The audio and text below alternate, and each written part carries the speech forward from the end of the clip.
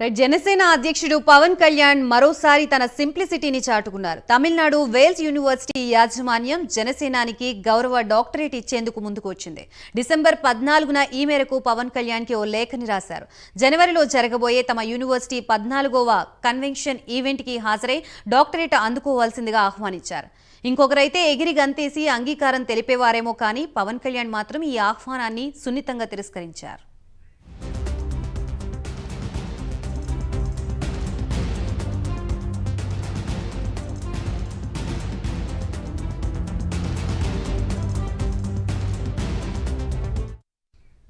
ఈ మేరకు వేల్స్ యూనివర్సిటీకి పవన్ ఓ లేఖ రాశారు. వివిధ రంగాల్లో రాణించిన గొప్ప వ్యక్తులు చాలా మంది ఉన్నారని, వారికి డాక్టరేట్ ఇవ్వాలని పవన్ కళ్యాణ్ కోరారు.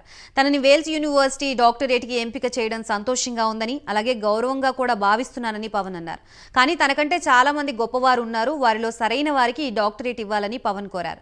ఆంధ్రప్రదేశ్ ఎన్నికల షెడ్యూల్ కారణంగా యూనివర్సిటీ 14వ కాన్వెన్షన్ కార్యక్రమానికి కూడా హాజరు కాలేకపోతున్నానని పవన్ లేఖలో పేర్కొన్నారు.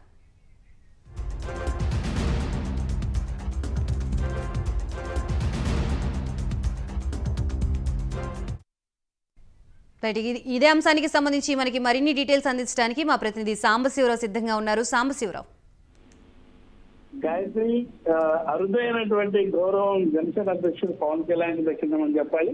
ఏంటంటే అందరూ కూడా డాక్టరేట్స్ కావాలని ఉరుగుతూ కూడా డాక్టరేట్స్ కోసం అనేక ప్రయత్నాలు చేస్తూ ఉంటారు. కానీ కొంతమందికి మాత్రమే దక్కుతూ ఉండదు. కానీ జనసేన అధ్యక్షుడు పవన్ కళ్యాణ్ ఎవరైతే ఆయన ఏదైతే సేవా తత్పరతతో కానివ్వండి, సేవ చేసే గుణంతో కానివ్వండి, ఎదుటి వారిని గౌరవించే విధానాలు కానివ్వండి, ఎదుటి వారికి సాయం చేసే విధానాలు కానివ్వండి, అదేవిధంగా కాలజీలో కానివ్వండి, ఎదుటి వారికి మోటివేటివ్ స్పీచ్ చేయడంలో కానివ్వండి, ఇతరత్ర అనేక అంశాలను మనం చూసినట్లయితే పవన్ కళ్యాణ్ ఎప్పుడు కూడా ముందంజలో ఉండేటటువంటి వ్యక్తి. అలాంటి వ్యక్తిని ఏదైతే తమిళనాడుకి చెందినటువంటి ఏదైతే వేల్ యూనివర్సిటీ ఉందో వేల్ యూనివర్సిటీ వాళ్ళని గుర్తించడం, ఆ పవన్ కళ్యాణ్ గుర్తించి ఆయనకి డాక్టరేట్ ఇవ్వాలని ఒక దృఢ సంకల్పంతో ఆయనకి ఒక లెటర్ ద్వారా డాక్టరేట్ ఇవ్వాల్సిన అవసరం లేదు, దానికి కంపల్సరీగా రావాలంటూ ఏదైతే వాళ్ళకి 14వ వార్షికోత్సవ కార్యక్రమాన్ని మాత్రమే ఆ డాక్టరేట్ కూడా తీసుకుని రావాలని కూడా వాళ్ళ లెటర్ పంపించినటువంటి పరిస్థితి.